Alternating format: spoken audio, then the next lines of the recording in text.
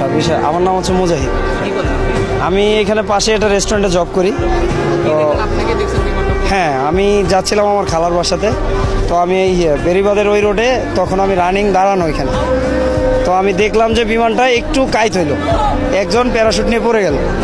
পড়ে যাওয়ার মনে হয় 30 সেকেন্ডও হয় না, তার ভিতরে এই বাসটা হয়েছে। বাসটা হওয়ার সঙ্গে সঙ্গেই ধোঁয়া দেখে আমরা ওইখান থেকে প্রায়, শব্দটা ছিল বোমের মতো, মানে অনেক জোরে শব্দ হয়েছিল, বিকট শব্দ হয়েছিল আর কি। তখন আমরা ওইখানে বালু যারা ফালাই দিয়েছিল, ওরা আমার সঙ্গে আরও 8-10 জন আসছে। আসার পরে আমরা এই গল্লি দিয়ে আসার পরে এখানে আমাদের ভিতরে সেনাবাহিনী ঢুকতে দিচ্ছিল না। পরে কোনোভাবে আমি অল টপ করে ঢুকছি। ঢোকার পরে আমার সঙ্গে আরও একজন ছিল, তার বাড়ি বরিশাল। আমরা এইখানে আসছিলাম। এখানে আসার পরে এখানে আমরা দেখি যে একটা লাশ অর্ধেক আছে আর অর্ধেক নাই, এইখানে মানে পাখায় কেটে গেছে।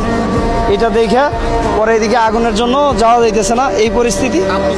প্রচণ্ড তাপ ছিল। তখন আমরা পিছনের গেটে গিয়ে, হ্যাঁ মানে এই স্কুলের পিছনের যে জানালাগুলো আছে ওইখানে গেছি। যাওয়ার পরে আমরা এই জানালাগুলো ভাঙার পরে আমরা স্টুডেন্টকে তালাশ করলাম যে কোনো ক্লাসে কোনো স্টুডেন্ট আছে কিনা। তখন কাউরে না পাইয়া তখন আমরা এই মানে যেই রুমে আগুন ধরেছিল, মানে বিমানটা যে রুমে পড়ছিল ওই রুমে গেছি। ওই রুমে যাওয়ার পর ওই জানালা আমরা 2টা হামার দিয়ে আমরা 2 জনে বাইরে ভাঙছি।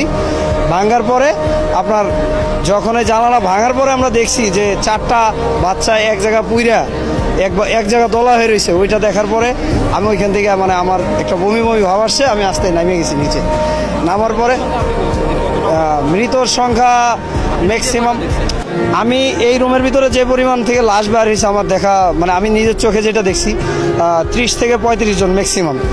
পাশের রুমেও ঠিক এরকম ছিল। এবার যে স্পট সহ বাইরে এবং স্কুলের ভিতরে যারা ছিল সব প্রায় 130-35 জন এরকম হবে, মানে এটা আমার আইডিয়া থেকে আমি বলতেছি।